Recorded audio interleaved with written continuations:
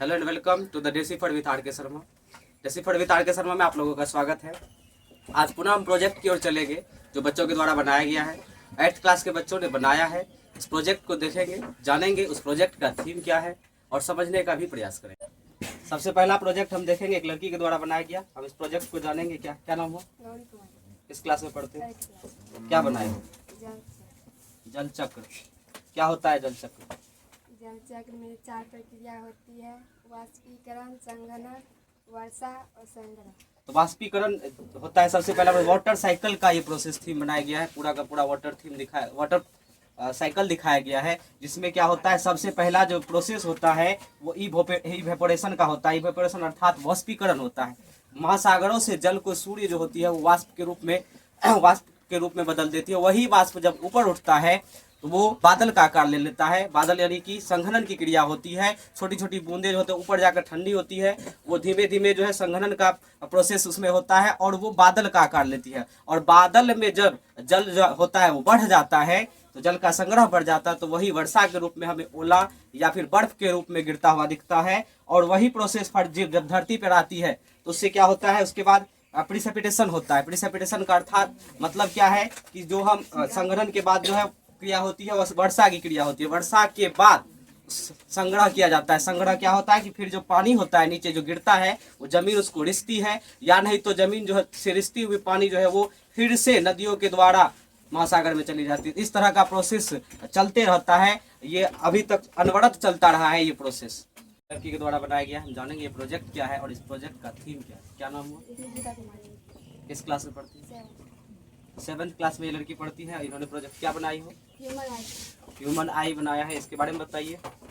Human आई, cornea, iris, पुतली, lens, retina के theme पे बनाया गया। इसमें जो है आपको कॉर्निया दिखेगा, आइरिस दिखेगा, पुतली दिखेगा। इन सबों का जो है चित्रांकन किया गया है। आप देख सकते हैं। हाँ, कैमरामैन जूम करो।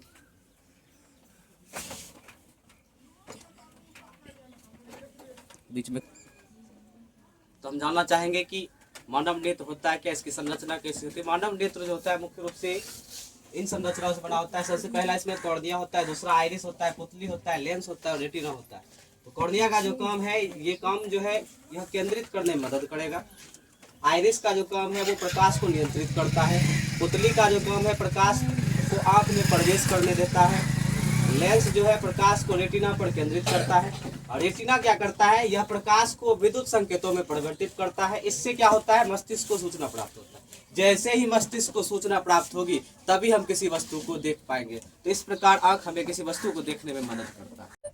तो हम तीसरा प्रोजेक्ट देखेंगे, एक लड़की के द्वारा बनाया गया है। हम जानना चाहेंगे ये प्रोजेक्ट क्या है और इस प्रोजेक्ट का थीम क्या है। क्या नाम हुआ? किस क्लास में पढ़ते हो? 8th क्लास में। क्या बनाए हो? नो क्या है विशेषता? नो पर घर बनाया गया है, इसमें रह भी सकते हैं। और ये एक नाव बनाया गया है जिसके ऊपर एक घर बनाया गया है। इसमें जो है नाव को चलाने के लिए जो उसका साथ में चप्पू बोला जाता है, इसको इससे चलाया जाता है नाव। तो ये बनाया गया है पूरा का पूरा। इस पे एक घर बनाया गया है जिसमें कि व्यक्ति आराम से रह के ट्रेवल कर सकता है नदियों में। तो इस तरह का जो है ये थीम बनाया गया था। अच्छा, ये एयर कूलर बनाया गया है जो वाष्पीकरण के सिद्धांत पर कार्य करता है। ये आपको चला करके भी दिखाया जाएगा कि ये एयर कूलर जो है किस प्रकार चलता है। और ये चलाओ।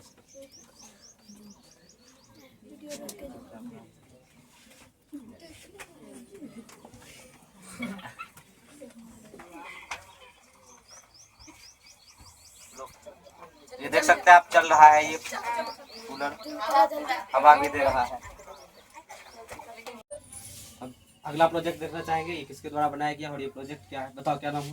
पल्लवी कुमारी। किस क्लास में पढ़ती है? 8th में। बताओ ये क्या है? यह जल चक्र के सिद्धांत पर बनाया गया है। इसमें वाष्पीकरण, संघनन, वर्षा और संग्रह होता है। यह मुख्य रूप से वाटर साइकिल बनाया गया है जिसमें कि वाष्पीकरण, संघनन, वर्षा और संग्रह को दिखाया गया है। इसमें आप देख सकते हैं कि किस प्रकार ये नदियां हैं, महासागर हो गया, इससे जो है वाष्पीकृत होकर के जल को जो है सूर्य खींचता है, जो वाष्प बनता है और वाष्प धीमे धीमे संघनन होकर के बादल का रूप लेती है और बादल फिर बरसात को रूप देती है और बरसात फिर से क्या होती है, वो संचित होकर के महासागरों में चल जाती है। तो इस प्रकार का जो है प्रोसेस अनवरत चलते रहता है। जैसा कि हमारा वादा था कि जो भी बच्चे प्रोजेक्ट अच्छा बनाएंगे उनको पुरस्कृत किया जाएगा। आज का प्रोजेक्ट जो है वो निकिता कुमारी का बेहतरीन रहा है, तो उसे पुरस्कृत। आप लोग इसी तरह हमारे चैनल को सब्सक्राइब करें, इसी तरह के वीडियो हम लाते रहेंगे। ये प्रोजेक्ट जो है इसी तरह बच्चे को मोटिवेशन करते रहिए, मोटिवेट किए, ताकि बच्चे प्रोजेक्ट बना करके लाए और आप उस चीज़ को देख पाए और आपके भी बच्चे इन चीज़ों को सीखें और आपके भी बच्चे घरों पर प्रोजेक्ट को बनाए, स्कूल में लेके जाए, कोचिंग में लेके जाए। वो प्रोजेक्ट जो है वो एक सीख के तौर पर प्रोजेक्ट बनाया जा रहा है। इसलिए हमारे चैनल को आप सब्सक्राइब करें, लाइक करें, शेयर जरूर करें।